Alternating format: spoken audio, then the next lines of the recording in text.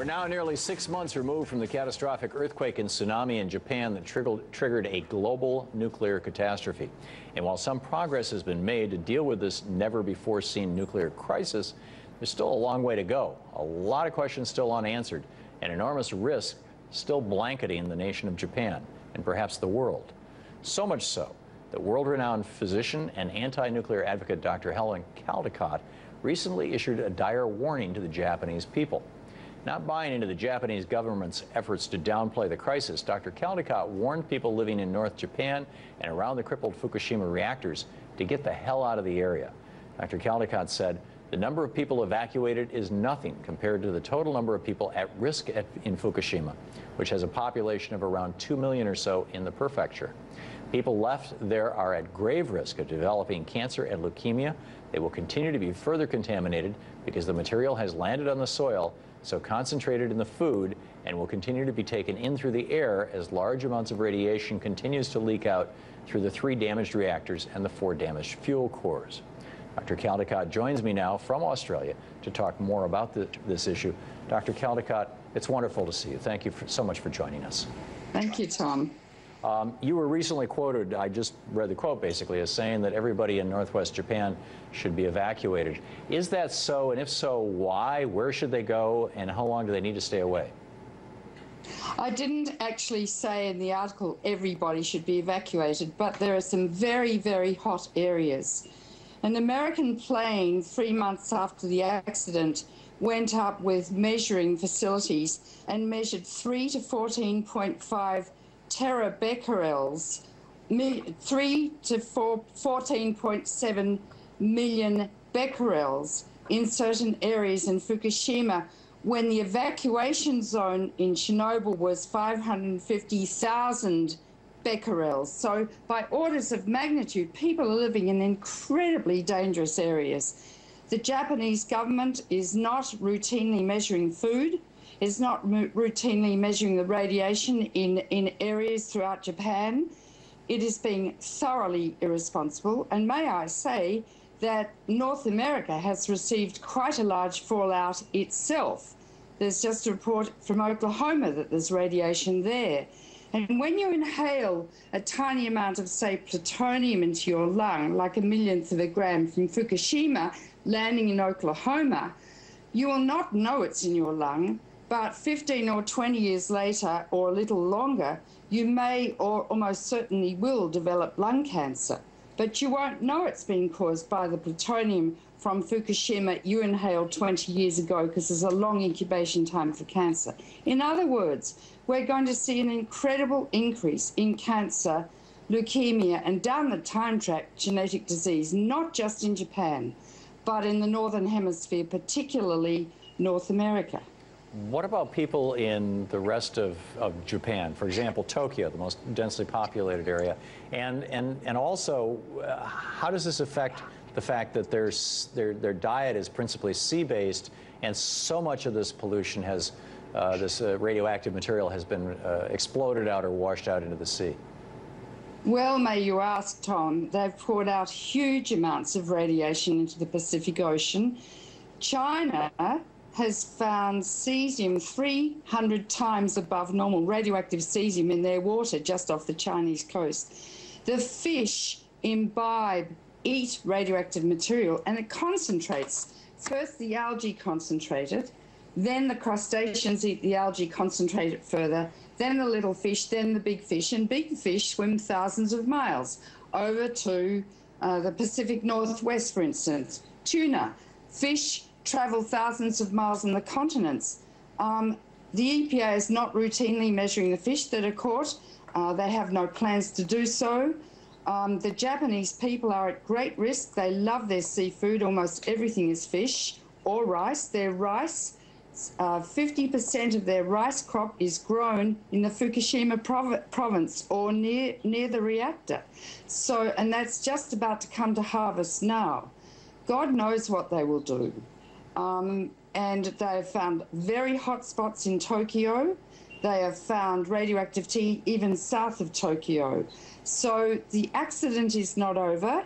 There could be another earthquake. There have been 3 actual melt-throughs, which is unheard of in the history of the nuclear age. Melt through the container onto the floor. There could be massive hydrogen explosions still, or steam explosions. And building 4 is very unstable, and it's got a very hot cooling pool on top of it. And that, if there's another earthquake, that pool could collapse, the building could collapse, and God knows how much radiation could escape. No one knows how to end this accident. It's ongoing, and the scientists are very confused. Some say it might take 3 years to fix, some say decades. But we're in the middle of a medical catastrophe. What can people in, for example, Tokyo, in the near proximity in the country, and people in the rest of the Northern Hemisphere, what can or should they and we be doing? Well, we need the data, Tom, and that's not forthcoming. The Japanese government should be measuring all the food supplies, and if they're radioactive, banning them.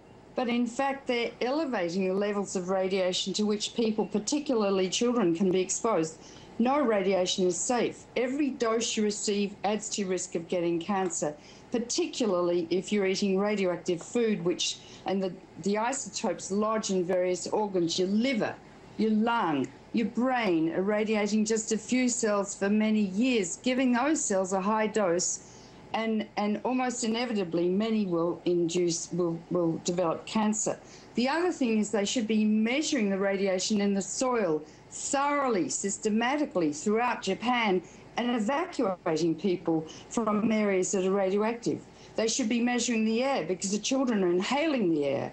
Almost 50% of children of 1,000 children, almost 50% have radioactive iodine in their thyroid glands in a certain part of the Fukushima province. So those children are at great risk of developing thyroid cancer. We have data from Chernobyl to show now, from the New York Academy of Sciences report, that over 1 million people have died as a result of Chernobyl. Over 1 million. Well, now some people say that the accident at Fukushima is 3 to 5 times worse than Chernobyl. That's that radiation has spread around the Northern Hemisphere. I can't tell you as a physician, once you eat radioactive food, we can't get it out of your bodies. We can't. I understand. Dr. Caldicott, I'm sorry we're out of time, but you made your point very well and very eloquently, and I very much appreciate your joining us tonight from Australia. Thank you, Tom. Thank you. Thank you. I've said it before and I'll say it again. Let's not let this terrible lesson in Japan go to waste. Let's ditch nuclear power in the United States for good.